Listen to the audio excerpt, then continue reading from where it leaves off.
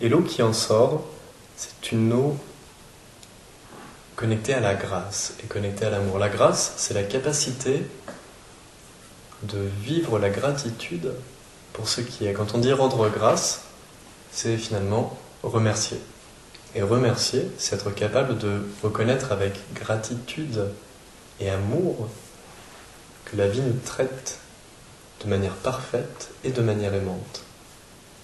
Quoi qu'il arrive, même quand c'est difficile à comprendre de prime abord, même quand c'est souffrant, même quand c'est difficile. Quand on dit ça, on peut toujours se dire ouais, mais quand on souffre à fond, quand c'est super difficile, c'est dur de se consoler juste en se disant mentalement la vie nous traite bien et du coup c'est de l'amour tout ça. C'est difficile, mais en fait personne n'a dit que c'était facile. Hein. D'accord ? Personne n'a jamais dit il suffit de le savoir, incarnez-le, on n'en parle plus. Sinon on serait pas en train de parler de ça, ce serait déjà acquis. D'accord ? Tout le monde le vivrait. L'idée c'est que petit à petit, plus votre regard gagne en qualité, plus vous polarisez sur la présence de cet amour bienveillant que la vie vous adresse, plus il devient facile, ou en tout cas accessible, de correctement se repolariser sur ce qui est en train de se passer quand vous vivez quelque chose. Percevez un petit peu ça. Plus vous savez observer le flot d'amour qui vous est donné chaque jour, plus c'est accessible de pouvoir entendre et vivre que dans une souffrance ou une situation difficile, c'est encore et toujours de l'amour et que ça n'a pas changé. Les modalités de ce qui est donné ont changé. Et par rapport à vos désirs, à vos attentes, à vos projections, ce n'est pas coïncident. Vous vous dites « Ah, j'aime pas cette situation, c'est difficile, ça me fait souffrir. » Mais la vie ne fait que continuer son boulot de vous diffuser ce qui est parfait et de vous diffuser de l'amour.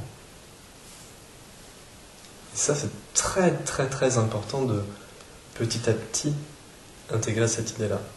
On ne vous demande pas de réussir demain à être entièrement phasé là-dessus, mais au moins d'avoir ça dans un coin de votre tête et de votre cœur aussi, surtout, pour ne pas vous faire ensevelir par l'illusion du corps de souffrance, qui est en fait le corps énergétique, qui nous fait vivre tous ces aspects douloureux, tous ces aspects dépressifs, tous ces aspects qui font mal et qui sont toxiques.